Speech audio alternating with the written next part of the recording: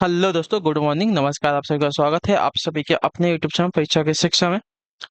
उम्मीद करता हूँ कि आप सभी अच्छे होंगे और आपकी जो तैयारी है बढ़िया तरीके से चल रही है। तो जो बच्चे क्लास में फर्स्ट टाइम है, पहली बार नए हैं, उन सभी को बताते हैं हमारे चैनल पे जो है आपकी बीएड प्रवेश परीक्षा 2024 की जो आपकी तैयारी है रेगुलर बेसिस पे करवाई जाए। तो जिसे भी तैयारी पूरी करनी है, कंप्लीट करनी है, क्या करेंगे? सबसे पहले तो चैनल को जो है सब्सक्राइब करके हमारे साथ जुड़ जाएंगे और उसके बगल में जो आपका बेल आइकन वाला बटन दिएगा उसको ऑन कर लेंगे, ठीक है।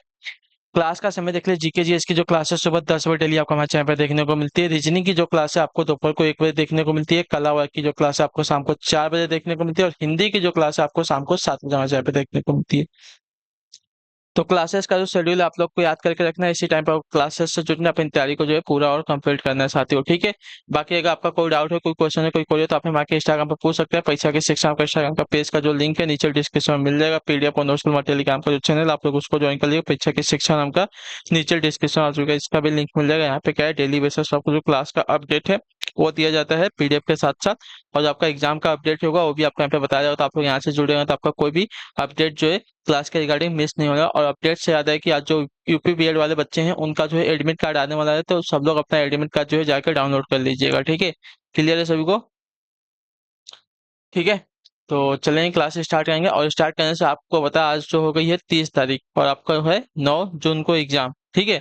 तो अभी आज और कल पकड़ के और उधर का 8 दिन, 10 दिन का टाइम आपके पास है। तो 10 दिन में आप जितनी तैयारी हो सके अच्छे से तैयारी को करेंगे और एक एक क्वेश्चन को ध्यान से देखेंगे, ठीक है। आपका कोई भी डाउट होगा हमें पूछ लेंगे, ठीक। और आपको क्या बोलते हैं, कमेंट करके आप लोग हमें बताएंगे प्रीवियस ईयर का क्वेश्चन आपको कराना है या नहीं कराना है, ठीक है। या आपको जो प्रैक्टिस चाहिए या प्रीवियस ईयर के क्वेश्चन आपको कराने पड़ेंगे। तो आप लोग को जो होगा वो हमें कमेंट करके बता दीजिएगा, ठीक है। तो चलिए क्लास स्टार्ट करेंगे। स्टार्ट करने से पहले जिसने अभी तक क्लास को लाइक नहीं किया, क्लास को लाइक कर देंगे, क्लास को अपने दोस्तों को शेयर कर देंगे और चैनल को जिसने अभी तक सब्सक्राइब नहीं किया चैनल को सब्सक्राइब भी कर लेंगे, ठीक है। तो चलिए क्लास स्टार्ट करते हैं। क्वेश्चन नंबर 1 देखिए आपके सामने आया हुआ है। क्या पूछा है? वर्ष 1975 में आपातकाल के समय भारत के राष्ट्रपति कौन थे? बताइए। वर्ष 1975 के आपातकाल के समय भारत के राष्ट्रपति कौन थे साथियों? इसका राइट आंसर क्या हो जाएगा?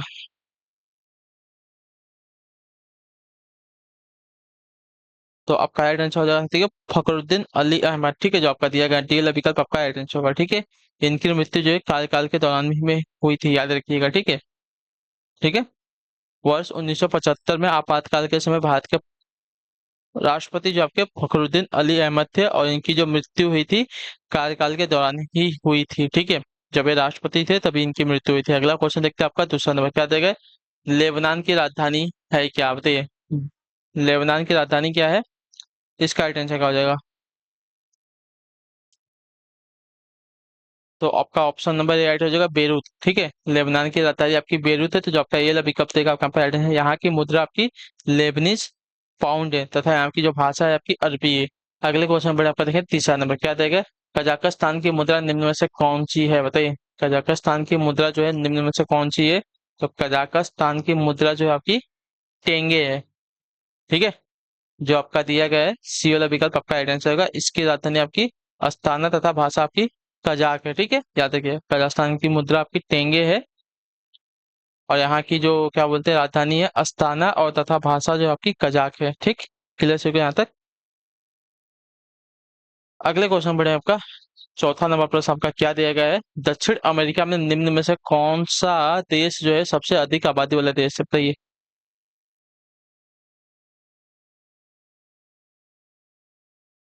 बोलिविया, ब्राजील, पेरू या चिली? हम्म। तो दक्षिण अमेरिका का जो आपका ब्राजील देश है, ठीक है, सबसे आबादी वाला देश है, अधिक आबादी वाला देश है। जो आपका दिया गया यहाँ पे बी वाला विकल्प आपका सही उत्तर होगा, ठीक है। क्लियर को यह जो है विश्व का पांचवा सर्वाधिक जनसंख्या वाला देश है, ठीक है। छठा पांचवा नंबर क्वेश्चन क्या देगा। निम्न में से कौन सा जो है भारत का सबसे पुराना तेल उत्पादक राज्य? बताइए। कौन सा जो है भारत का सबसे पुराना तेल उत्पादक राज्य है, हमसे पूछा है। तो सबसे पुराना तेल उत्पादक राज्य आपका यहाँ पे असम हो जाएगा, ठीक है। जो आपका दिया गया सी वाला विकल्प आपका सही उत्तर होगा। असम जो है भारत का सबसे पुराना तेल उत्पादक राज्य है, यानी कि पेट्रोलियम तेल उत्पादक राज्य, ठीक है। भारत की पहली तेल शोधनशाला वर्ष 1901 में असम के डिगबोई में खोली गई थी, ठीक है। क्लियर है। अगला आया आपका देखें छठा नंबर प्रश्न, क्या देगा बताएं की कोशिश करेंगे। छठे प्रश्न होगा, दांतों की वर्धित छवि को देखने के लिए दंत चिकित्सकों द्वारा किसका उपयोग किया था? अवतल दर्पण का, उत्तल दर्पण का, बाइफोकल का या सादा दर्पण? बताइए। दांतों की वर्धित छवि को देखने के लिए दंत चिकित्सकों द्वारा किसका उपयोग किया जाता है? तो देखिए, दांतों की वर्धित छवि को देखने के लिए दंत चिकित्सकों द्वारा जो है अवतल दर्पण का प्रयोग किया जाता है, जो आपका दिया गया यहाँ पे ये वाला विकल्प आपका सही उत्तर होगा। ठीक है, क्लियर होगा इसके बारे में? क्लियर है यहाँ तक? अवतल दर्पण से वस्तु का जो प्रतिबिंब है सीधा और बड़ा बनता है। ठीक है, याद रखिएगा। अगले क्वेश्चन बढ़े आपका देखिए 7वां नंबर। पूछा गया आपका, संयुक्त राष्ट्र द्वारा पीने, धोने, खाना पकाने और उचित स्वच्छता को बनाए रखने के लिए अनुशंसित न्यूनतम पानी की मात्रा प्रति व्यक्ति प्रतिदिन कितनी लीटर निर्धारित की गई है? बताइए। 50 लीटर, 20 लीटर, 75 लीटर या 10 लीटर? तो आपका राइट आंसर हो जाएगा यहाँ पे साथियों ऑप्शन नंबर ए, 50 लीटर। ठीक है, क्लियर से क्वेश्चन है। संयुक्त राष्ट्र द्वारा पीने, धोने, खाना पकाने और उचित स्वच्छता को बनाए रखने के लिए अनुशंसित न्यूनतम पानी की मात्रा प्रति व्यक्ति जो है प्रतिदिन 50 लीटर निर्धारित की गई है। ठीक है, क्लियर से को बहुत ही इंपॉर्टेंट क्वेश्चन है, याद रखेंगे आप लोग। अगला है आपका देखें 8वां नंबर प्रश्न, क्या देगा? मृत जीवों और जानवरों को खाद्य मिट्टी में परिवर्तित करने वाले सूक्ष्म जीवों को किस नाम से जाना जाता है? बताइए। जीवाणु के नाम के, फंगस के नाम से, प्रोटोजोआ के नाम से या घटक के नाम से? बताइए। मृत जीवों और जानवरों को खाद्य मिट्टी में परिवर्तित करने वाले सूक्ष्म जीवों को किस नाम से जाना जाता है? तो आपका राइट आंसर यहाँ पे हो जाएगा साथियों अपघटक के नाम से। ठीक है, जो आपका दिया गया यहाँ पे डी वाला विकल्प आपका राइट आंसर होगा। ठीक है, मृत जीवों और जानवरों को खाद्य मिट्टी में परिवर्तित करने वाले सूक्ष्म जीवों को अपघटक यानी कि डिकम्पोजर अथवा अपघटन करने वाले जीव के नाम से जो है जाना जाता है। ये परपोषी जीव होते हैं जिनमें प्रमुख रूप से जीवाणु तथा कवक यानी कि फंगस होते हैं। ठीक है, बैक्टीरिया एंड फंगस होते हैं। क्वेश्चन नंबर 9 आपका दिया गया है, भूजल रिसाव के द्वारा रिचार्ज हो जाता है। ठीक है, जो भूजल है रिसाव के द्वारा तो रिचार्ज हो जाता है। कुछ स्थानों को भूजल यानी कि भौम जल जो है स्तर के नीचे कठोर चट्टान की परत के बीच होता है, इस जल को क्या कहते हैं? बताइए। भूजल जो है रिसाव के द्वारा रिचार्ज हो जाता है। कुछ स्थानों पर भूजल यानी कि भौम जल जो जल है इसका स्तर जो है कठोर चट्टान की परत के नीचे चला जाता है। ठीक है, इस जल को क्या कहते हैं? तो इस जल को आपका कहा जाता है साथियों एक्वीफर। ठीक है, जो आपका दिया गया यहाँ पे ये वाला विकल्प आपका राइट आंसर। भौम जल के स्तर के नीचे कठोर चट्टानों की परत के बीच स्थित जल को आपका एक्वीफर अथवा जल भर या जल भृत कहते हैं। ठीक है, चलिए क्वेश्चन नंबर आपका 10 है, क्या देगा? शास्त्रीय क्या देगा? शास्त्रीय। ठीक है, शास्त्रीय नृत्य किस राज्य से संबंधित है? शास्त्रीय नृत्य जो है किस राज्य से संबंधित है? तो आपका बहुत इंपॉर्टेंट क्वेश्चन है, आपका जो है असम राज्य से। ठीक है, शास्त्रीय शास्त्रीय नृत्य जो है आपका असम राज्य से संबंधित है, जो आपका दिया गया यहाँ पे ये वाला विकल्प आपका राइट आंसर होगा। ठीक है, क्लियर होगा इसके बारे में? चलिए, क्लियर पे आपका अगला क्वेश्चन है 11 नंबर, क्या देगा? फ्रैंक फ्रैंक विटल द्वारा निम्न में से किसका आविष्कार किया गया? तो देखिए, फ्रैंक विटल के द्वारा निम्न में से किसका आविष्कार किया गया है? तो फ्रैंक विटल के द्वारा आपका इसमें से जो है जेट इंजन का आविष्कार किया गया है, जो आपका दिया गया यहाँ पे डीएल ऑप्शन आपका राइट आंसर होगा। ठीक है, क्लियर होगा इसके बारे में? जेट इंजन रॉकेट के सिद्धांत पर कार्य करता है। आधुनिक विमानों में मुख्यतः जो है जेट इंजनों का ही प्रयोग किया जाता है। ठीक है, याद रखिएगा। अगला आपका देखें 12 नंबर प्रश्न, पूछा जाएगा कश्मीर द वाजपेयी ईयर्स नामक किताब के लेखक कौन है? बताइए। कश्मीर द वाजपेयी ईयर्स नामक किताब के लेखक कौन है? तो इसका राइट आंसर आपका हो जाएगा साथियों ए एस दुलत। ठीक है, ए एस दुलत है, तो जो आपका सी वाला विकल्प देगा आपका सही उत्तर होगा। कश्मीर द वाजपेयी ईयर्स नामक किताब के लेखक आपके ए एस दुलत हो जाएंगे। क्लियर है ना? ठीक है, अगले क्वेश्चन पढ़े आपका 13 नंबर, क्या दे? केंद्रीय जीएसटी कानून को जो है भारत के राष्ट्रपति ने कब सहमति प्रदान की थी? बताइए। क्लियर है? केंद्रीय जीएसटी कानून को जो है भारत के राष्ट्रपति ने 12 अप्रैल जो है 2017 को सहमति प्रदान की थी। ठीक है, याद रखिएगा। जो आपका दिया गया यहाँ पे डी वाला विकल्प आपका राइट आंसर होगा। ठीक है, क्लियर होगा इसके बारे में?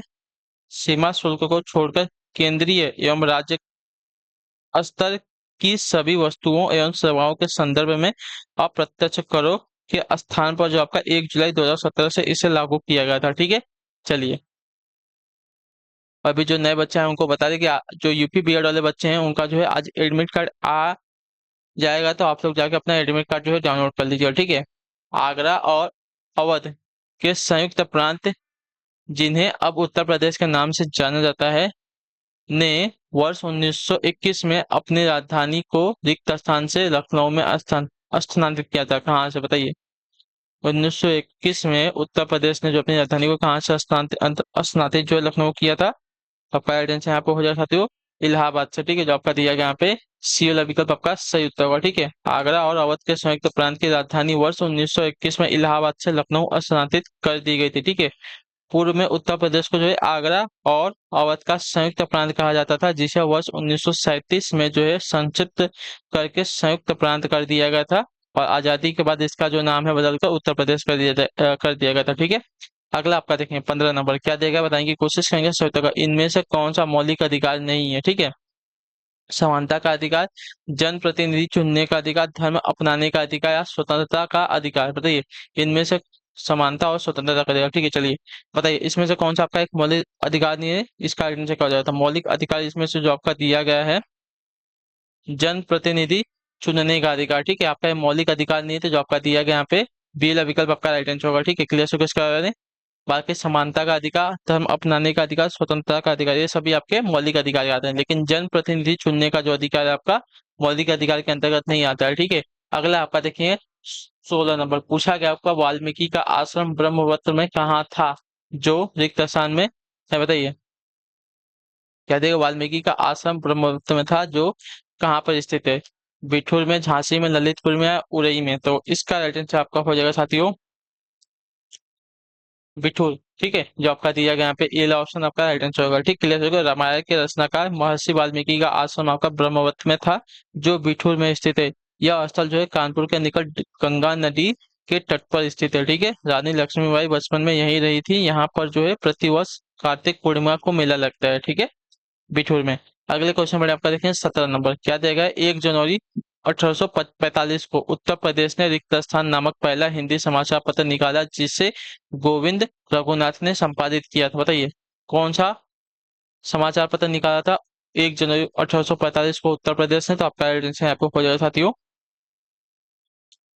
बनारस अखबार। ठीक है, जो आपका दिया गया यहाँ पे बी वाला ऑप्शन आपका राइट आंसर होगा। ठीक है, क्लियर को उत्तर प्रदेश से प्रकाशित होने वाला प्रथम समाचार पत्र आपका बनारस अखबार था। इसे जो आपका 1 जनवरी 1845 को राजा शिव प्रसाद सितारे हिंद ने गोविंद रघुनाथ के संपादन में प्रकाशित करवाया था। ठीक है, याद रखिएगा।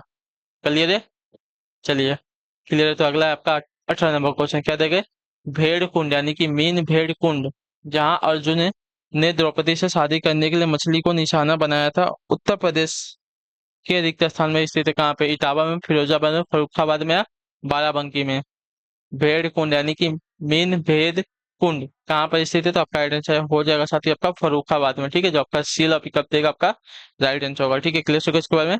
मीन भेड़ कुंड उत्तर प्रदेश के फरुखाबाद में स्थित है, जहां अर्जुन ने राजा द्रुपद की बेटी द्रौपदी से विवाह करने के लिए मछली की आंख को निशाना बनाया था। ठीक है, अगला आपका देखेंगे 19 नंबर क्या देगा बताएं की कोशिश करेंगे। राइट आंसर का उस ब्रिटिश गवर्नर जनरल का नाम बताइए जिन्होंने भारत में रेलवे का शुभारंभ किया था। बताइए भारत में रेलवे का शुभारंभ किसने किया था? तो आपका राइट आंसर पर लॉर्ड डलहौजी ने। ठीक है, जो आपका डीला विकल्प देगा आपका यहाँ पे राइट आंसर होगा। ठीक, क्लियर होगा इसके बारे में। भारत में रेलवे का शुभारंभ लॉर्ड डलहौजी ने किया था 1848 से 56 ईस्वी के बीच में, याद रखिएगा। ठीक है, जिसका कार्यकाल था। भारत में 1853 ईस्वी में प्रथम रेलवे जो है मुंबई से लेके थाने के बीच में, और दूसरी रेलवे जो आपकी लाइन 1854 ईस्वी में कोलकाता से लेके रानीगंज के बीच बिछाई गई थी। ठीक है, चलिए अगला आपका देखेंगे 20 नंबर प्रसिद्ध संगीतकार अरविंद पारिक किस संगीत वाद्य यंत्र के साथ जुड़े हुए हैं? बताइए प्रसिद्ध संगीतकार अरविंद पारिक जो है किस वाद्य यंत्र मतलब किस संगीत वाद्य यंत्र के साथ जुड़े हुए हैं? तो आपका राइट आंसर यहाँ पे हो जाएगा साथियों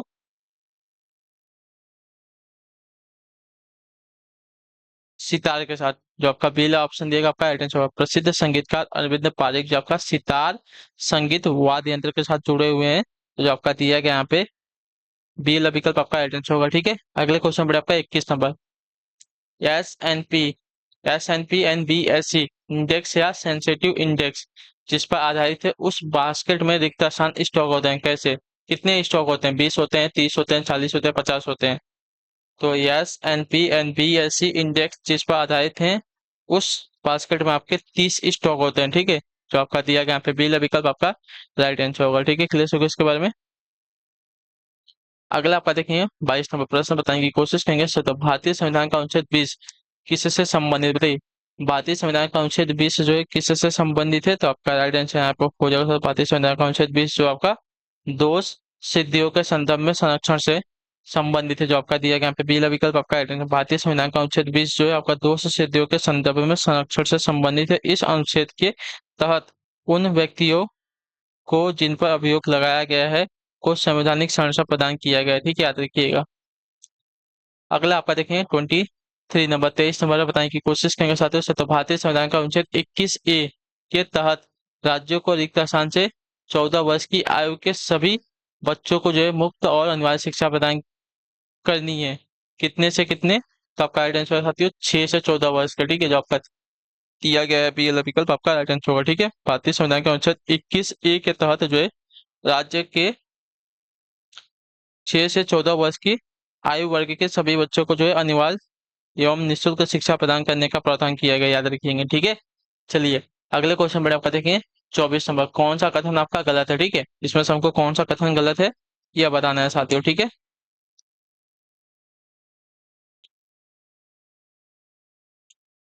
तो राज्यपाल जो है राज्य की विधान परिषद को स्थगन कर सकता है। सही बात है, राज्यपाल जो है राज्य की विधान सभा का स्थगन कर सकता है। विधान परिषद का, विधानसभा का, दोनों का स्थगन कर सकता है। राज्यपाल जो है राज्य के विधान परिषद को भंग कर सकता है? नहीं।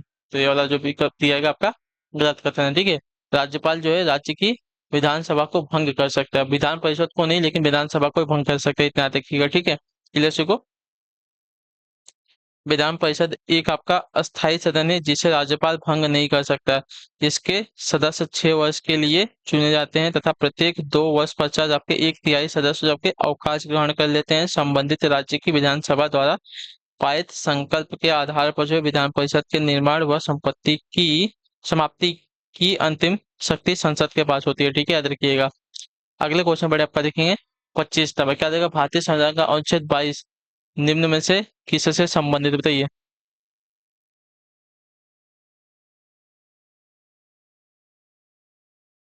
तो आपका राइट आंसर कुछ मामलों में गिरफ्तारी और हिरासत के खिलाफ संरक्षण से संबंधित है। ठीक है, जो आपको दिया गया यहाँ पे सी वाला विकल्प आपका राइट आंसर होगा। ठीक है, क्लियर होगा इसके बारे में। चलिए अगले क्वेश्चन पर बढ़ेंगे। आपका देखेंगे 26 नंबर। क्या देगा? अपक्षपात वक्र क्या दर्शाता है बताइए। अपक्षपात वक्र क्या दर्शाता है? तो अपक्षपात वक्र आपका क्या दर्शाता है साथियों? तो देखिए अपक्षपात वक्र ना आपका दर्शाता था तो दो वस्तुओं से प्राप्त संतुष्टि को, जो आपका दिया गया यहाँ पे बी विकल्प आपका आइडेंटिटी। ठीक है, अपक्षपात वक्र आपका दो वस्तुओं से प्राप्त संतुष्टि को दर्शाता है, तो आपका बी ऑप्शन आपका यहाँ पे आइडेंटिटी। अगला है आपका देखें 27 नंबर। बताने की कोशिश करेंगे तो भारतीय संविधान में न्यायिक पुनरावलोकन का प्रावधान किस देश के संविधान से लिया गया है? ठीक है, बताइए इसका आइडेंटिटी। भारतीय संविधान में न्यायिक पुनरावलोकन का प्रावधान जो है किस देश के संविधान से लिया गया है ना? तो आपका राइट आंसर यहाँ पे हो जाएगा साथियों संयुक्त राज्य अमेरिका के संविधान से। जो आपका ये ऑप्शन दिएगा आपका राइट आंसर होगा। ठीक है, भारतीय संविधान में न्यायिक पुनरावलोकन का प्रावधान जो आपका संयुक्त राज्य अमेरिका के देश के संविधान से लिया गया है। ठीक है, क्लियर से इसके बारे में क्लियर है ना यहाँ तक? ठीक है, अगला है आपका देखें 28 नंबर प्रश्न बताने की कोशिश करेंगे। आपका राइट आंसर कोई व्यक्ति भारत के राष्ट्रपति के पद पर कितनी बार चुना जा सकता है? तो आपका राइट आंसर हो जाएगा इसकी कोई सीमा नहीं है। ठीक है, तो जो आपका डी विकल्प देगा आपका यहाँ पे राइट आंसर भारतीय संविधान के अनुच्छेद 57 के अनुसार कोई व्यक्ति जो है राष्ट्रपति पद पर पुनर्निर्वाचित होने के लिए जो है योग्य होता है। ठीक है, अतः एक व्यक्ति जो है राष्ट्रपति पद पर पुनर्निर्वाचित होने की कोई सीमा नहीं निर्धारित की गई है। ठीक है, अगले क्वेश्चन पर बढ़ेंगे। आपका देखेंगे 29 नंबर। क्या देगा? 17 दिसंबर 1927 को जॉन सॉन्डर्स की हत्या किसने कर दी बताइए। 17 दिसंबर 1927 को जो है जॉन सॉन्डर्स की हत्या किसने कर दी थी? तो आपका राइट आंसर आपको हो जाएगा साथियों भगत सिंह एवं उनके सहयोगियों ने, ठीक है, उनके साथियों ने, तो जो आपका दिया गया यहाँ पे ये रहा विकल्प आपका राइट आंसर होगा, ठीक है। क्लियर होगा। 17 दिसंबर 1927 को जॉन सॉन्डर्स की हत्या आपकी भगत सिंह एवं उनके सिपाहियों द्वारा कर दी गई थी, ठीक है। सॉन्डर्स जो है कल लाहौर का पुलिस अधिकारी था, याद रखिएगा, ठीक है। अगले क्वेश्चन पर आपका देखिए 30 नंबर क्या देगा, सरदार वल्लभ भाई पटेल, ठीक है, रिक्त स्थान के अग्रणी थे, बताइए। भूदान आंदोलन के, रॉलेट सत्याग्रह के, बारदोली सत्याग्रह के, या स्वदेशी आंदोलन के। तो सरदार वल्लभ भाई जो आपके यहाँ पे बारदोली सत्याग्रह के क्या थे,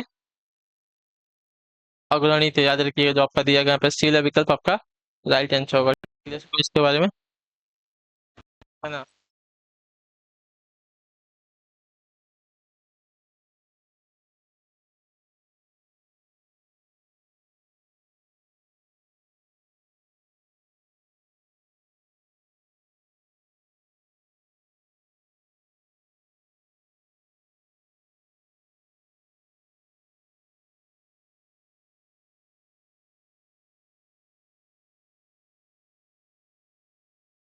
ठीक है, चलिए अगले क्वेश्चन में बढ़ेंगे, आपका देखेंगे क्या देगा आपका 31 नंबर क्वेश्चन, ठीक है। क्या देगा, किस प्रकार के वन मुख्यतः शैवालों तथा काई से बने होते हैं, बताइए। किस प्रकार के वन जो है मुख्यतः शैवालों तथा काई से बने होते हैं।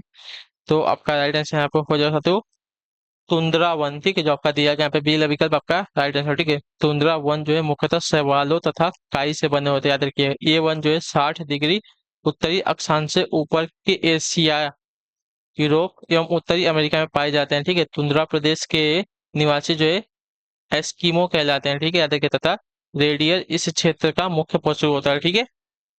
अगले क्वेश्चन बढ़े, आपका देखिए 32 नंबर क्या देगा, निम्न में से किसका जो है दैनिक तापमान में अंतर सर्वाधिक होता है, बताइए। मरुस्थल का, पर्वत का, पठार का, या महासागर का। तो आपका राइट आंसर होगा सकते मरुस्थल का, जो आपका दिया गया ये विकल्प आपका राइट आंसर होगा, ठीक है, याद रखिएगा। क्लियर है ना। मरुस्थल में अगर दिन का तापमान देखेंगे तो बहुत ही ज्यादा पहुंचता है, वहीं उसके विपरीत जो है रात में उसका जो तापमान है बहुत ही ज्यादा ठंडा हो जाता है, ठीक है। चलिए अगले क्वेश्चन बढ़े, हमका देखें 33 नंबर क्या देगा, निम्नलिखित में से किस विटामिन की कमी की कारण जो है रतौंधी होती है। रतौंधी ना, तो रतौंधी जो है विटामिन ए की कमी के कारण होती है, ठीक है, याद रखिए। तो जो आपका टी विकल्प देगा कहाँ पे राइट आंसर होगा, ठीक। क्लियर होगा इसके बारे में। और विटामिन ए हमको जो है गाजर वीजर से हमको मिलती है, ठीक है। 34 मानव हृदय का दाहिना भाग रिक्त स्थान रक्त प्राप्त करता है, कैसा बताइए। मानव हृदय का जो दाहिना भाग है कैसा रक्त प्राप्त करता है, तो मानव हृदय का जो दाहिना भाग है आपका अशुद्ध रक्त प्राप्त करता है, ठीक है। जो आपका दिया गया है बी विकल्प आपका है। अशुद्ध मतलब कैसा रक्त जिसमें ऑक्सीजन नहीं होता उसको अशुद्ध रक्त कहा जाता है, उसमें कचड़ा नहीं होता है, ऐसी बात नहीं है, ठीक है। मानव हृदय का दाहिना भाग जो आपका अशुद्ध रक्त प्राप्त करता है, मानव हृदय के इस भाग में उच्च महाशिरा एवं निम्न महाशिरा द्वारा शरीर का अनऑक्सीकृत रक्त आता है, ठीक है। मानव हृदय चार कोष्ठीय होते, याद रखिएगा, ठीक है। अगले क्वेश्चन बढ़े, आपका देखेंगे 35 नंबर क्या देगा, बताएंगे की कोशिश करेंगे। सदन निम्नलिखित में से कौन जो है मानव शरीर की विशालतम ग्रंथि, बताइए। मानव शरीर की विशालतम ग्रंथि कौन सी है, तो देखिए मानव शरीर की विशालतम ग्रंथि की अगर बात की जाएगी तो आपका राइट आंसर यहाँ पे हो जाएगा साथियों जिगर, ठीक है। जो आपका दिया गया यहाँ पे बी विकल्प आपका है जिगर, यानी कि यकृत, ठीक है। तो जो है मानव शरीर की सबसे विशालतम ग्रंथि आपके यहाँ पे जिगर है। अगला है आपका देखें 36 नंबर, बताएंगे की कोशिश करेंगे साथियों। द्रव्य चालित लिफ्ट किस सिद्धांत पर कार्य करती है, बताइए। द्रव्य चालित जो लिफ्ट है किस सिद्धांत पर कार्य करती है, तो आपका राइट आंसर साथियों पास्कल के सिद्धांत पे, जो आपका बी विकल्प देगा आपका राइट आंसर, ठीक है। और आप लोग जो है नोट कर रहे हैं कि नहीं, 50 में से कितने क्वेश्चन आपने राइट किए हैं, इसका आंसर मुझे आप लोग का कमेंट में चाहिए होगा, ठीक है। चलिए अभी लास्ट में आपको एक बार और बता दिया जाएगा क्या करना है आपको, ठीक है। MICR के असंक्षिप्त रूप में आई का क्या अर्थ होता है, बताइए। MICR के असंक्षिप्त रूप में आई का क्या अर्थ होता है, देखिए। MICR का विस्तृत रूप आपका क्या होता है, मैग्नेटिक इंक कैरेक्टर रिकॉग्नाइजेशन होता है, ठीक है। तो MICR में आई का अर्थ होता है आपका इंक से, यानी कि स्याही से, जो आपका दिया गया यहाँ पे सी वाला विकल्प आपका यहाँ पे राइट आंसर होगा, ठीक है। यह उपकरण जो का चुंबकीय स्याही से लिखे गए दस्तावेज, चेक आदि की पहचान करता है, ठीक है, याद रखिएगा। MICR कोड देखेंगे तो बैंक का जो है आपका एक MICR कोड होता है, याद रखिएगा, ठीक है। कांस्य यानी कि ब्रॉन्ज मिश्र धातु में मुख्य घटक कौन सा होता है, ये। कांस्य यानी कि ब्रॉन्ज मिश्र धातु में मुख्य घटक क्या होता है, तो देखिए इसमें आपका जो मुख्य घटक होता है साथियों तांबा तथा रांगा होता है। ठीक है, याद रखिए जो आपका दिया गया यहाँ पे बी विकल्प आपका राइट आंसर। कांस्य से मिश्र धातु में मुख्य घटक आपका तांबा तथा रांगा होता है। ठीक है, तो जो आपका दिया गया यहाँ पे बी विकल्प 38 पे आपका राइट आंसर होगा। ठीक है, क्लियर होगा इसके बारे में। चलिए अगले क्वेश्चन पर पढ़ेंगे 39 नंबर बताने की कोशिश करेंगे। 39 पे आपका राइट आंसर होगा निम्नलिखित में से कौन सा उड़न राख का कारण बताइए। उड़न राख का कारण कौन सा है? तो देखिए उड़न राख का कारण अगर देखने जाएंगे साथियों तो उड़न राख का कारण जो दिया गया यहाँ पे कोयला दहन ऊर्जा केंद्र होता है। ठीक है, उड़न राख का कारण आपका कोयला दहन ऊर्जा केंद्र होता है। ठीक है, क्लियर। तो जो आपका दिया गया यहाँ पे बी विकल्प आपका राइट आंसर होगा। ठीक है, क्लियर होगा इसके बारे में। अगले क्वेश्चन पर आपका देखें 40 सापेक्षता का सिद्धांत किसने विकसित किया था बताइए। सापेक्षता का सिद्धांत किसने विकसित किया था? तो आपका राइट आंसर यहाँ पे हो जाता है तो अल्बर्ट आइंस्टाइन ने। ठीक है, जो आपका दिया गया यहाँ पे डी ऑप्शन आपका राइट आंसर होगा। ठीक है, क्लियर होगा इसके बारे में। सापेक्षता का सिद्धांत अल्बर्ट आइंस्टाइन ने विकसित किया था, जबकि आइजैक न्यूटन ने गति के नियम तथा गुरुत्वाकर्षण का सिद्धांत, चार्ल्स डार्विन ने जो है जैव विकास का सिद्धांत दिया था, तथा मैरी क्यूरी ने आपकी रेडियो सक्रिय तत्व रेडियम की खोज की थी। ठीक है, याद रखिएगा। अगले क्वेश्चन पढ़ेंगे 41 नंबर बताने की कोशिश करेंगे। राइट आंसर का निम्नलिखित में से कौन एक विशिष्ट चित्रकार है बताइए।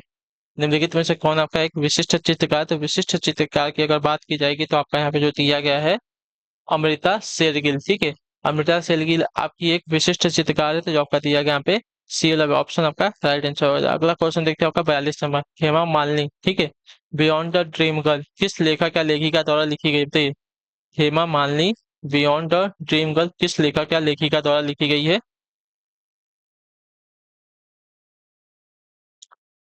तो आपका राइट आंसर यहाँ पे हो जाएगा साथियों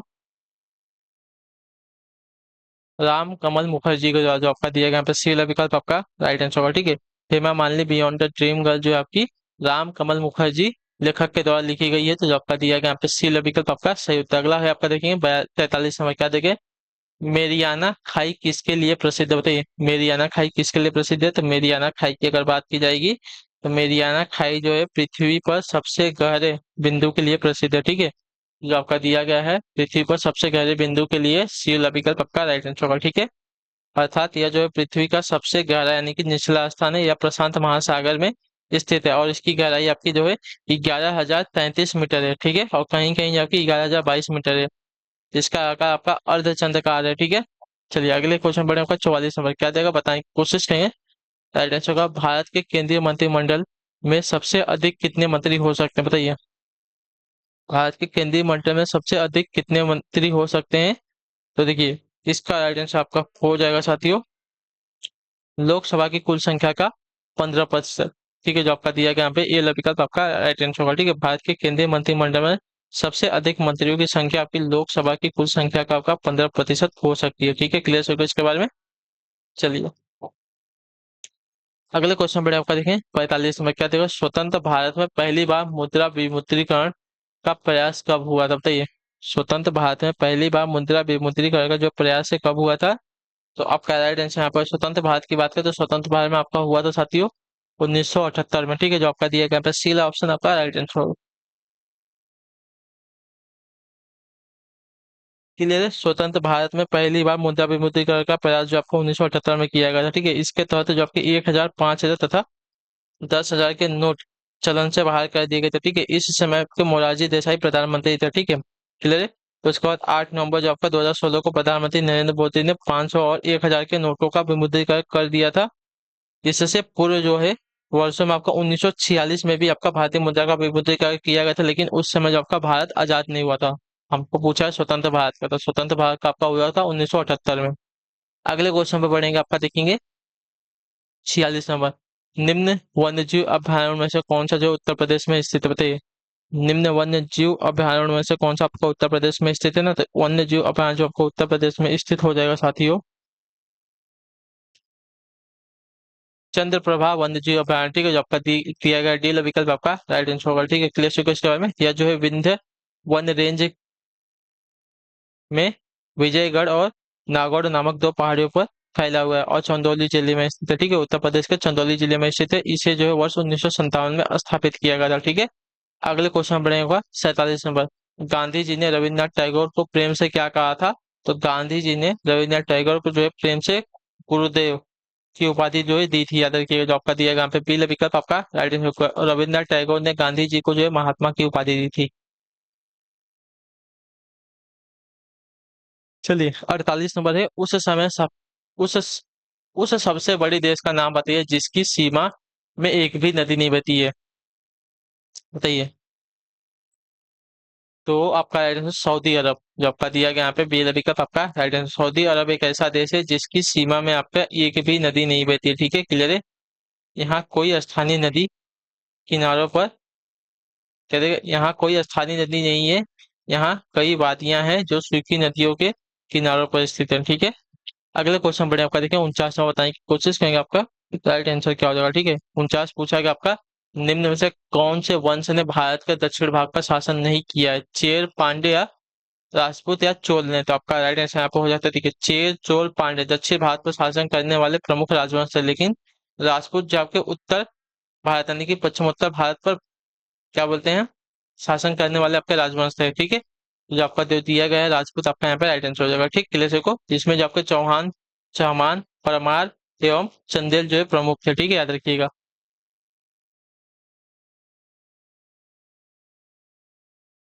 अगले क्वेश्चन बढ़े आपका, देखिए 50 नंबर बताने की कोशिश करेंगे, आपका राइट आंसर होगा दुनिया में सबसे बड़े छार रेगिस्तान में से एक भारत में कहाँ पर स्थित है। दुनिया के सबसे बड़े छार रेगिस्तान में से एक जो है भारत में कहाँ पर स्थित है। तो आपका राइट आंसर आपको हो जाएगा साथियों, गुजरात के कच्छ में। जो आपका दिया गया यहाँ पे डी विकल्प आपका राइट आंसर, ठीक है। दुनिया का सबसे बड़ा छार रेगिस्तान कच्छ गुजरात में स्थित है, यहाँ से जो है नमक का उत्पादन होता है, ठीक है, क्लियर हो गया इसके बारे में।